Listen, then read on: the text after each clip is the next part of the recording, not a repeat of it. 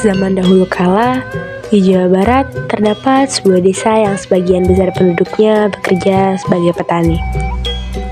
Tanah desa yang subur sangatlah membantu para petani untuk menghasilkan banyak padi dengan kualitas yang baik. Namun, meskipun begitu, para penduduk di sana masih hidup dalam kemiskinan. Ini semua disebabkan oleh kehadiran tengkulak pelit yang kaya raya bernama Nyai Endit.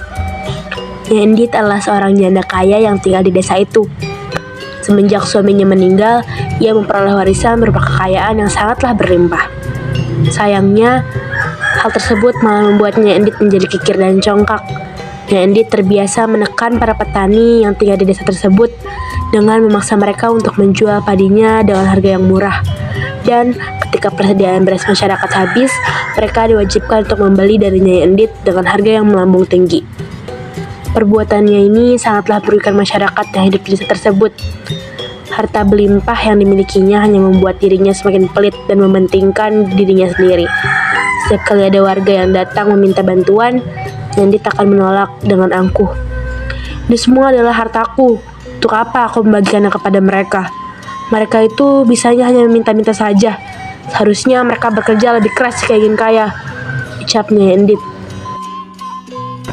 Nyai Endit lebih senang menghabiskan harta-hartanya dengan mengadakan pesta yang mewah, juga memamerkannya pas saat pesta kepada para rakyat dengan rasa yang sombong. Namun, pesta yang diadakannya selalu menjadi bencana untuk penduduk sekitar. Di antaranya membuat penduduk desa kelaparan karena mulai kehabisan bahan makanan. Yang artinya, para penduduk harus membeli beras pada Nyai Endit dengan harga yang sangat-sangat mahal. Lalu, pada suatu hari, Nyai Endit kembali mengadakan pesta yang amat besar dan mewah. Hal ini membuat penduduk setempat merasa khawatir akan persediaan beras mereka yang akan segera habis karena musim kemarau telah tiba. Di tengah-tengah meriahnya pesta yang sedang digelar oleh Nyai Endit, dari kejauhan datanglah seorang pengemis tua.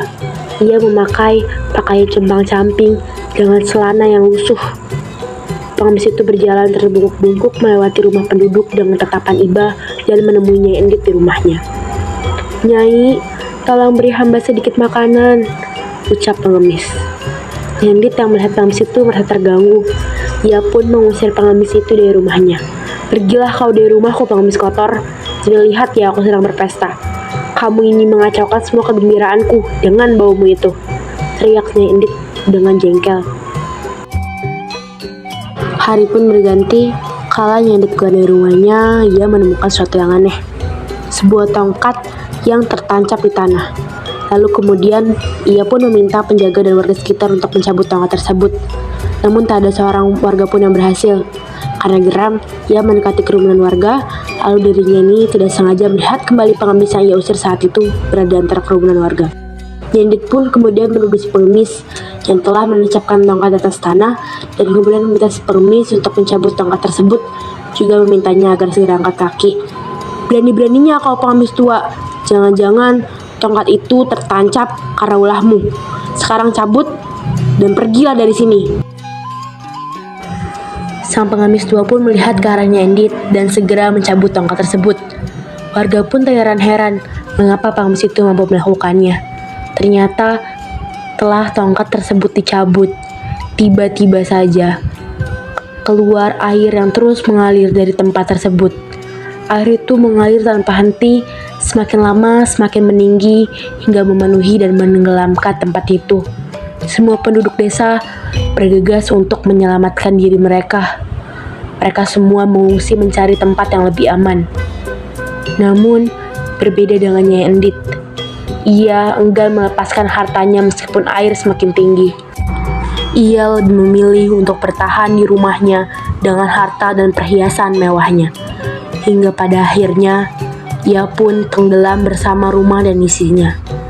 Akhir kata, tempat tersebut kemudian berubah menjadi sebuah danau yang kemudian dinamakan Situ Bagendit. Dari cerita Situ Bagendit ini, kita belajar untuk tetap rendah hati dalam keadaan apapun. Sebab semua itu hanyalah titipan yang sepatutnya kita syukuri. Cerita Situ Bagendit ini juga mengingatkan kita untuk saling berbagi dan tolong menolong terhadap sesama.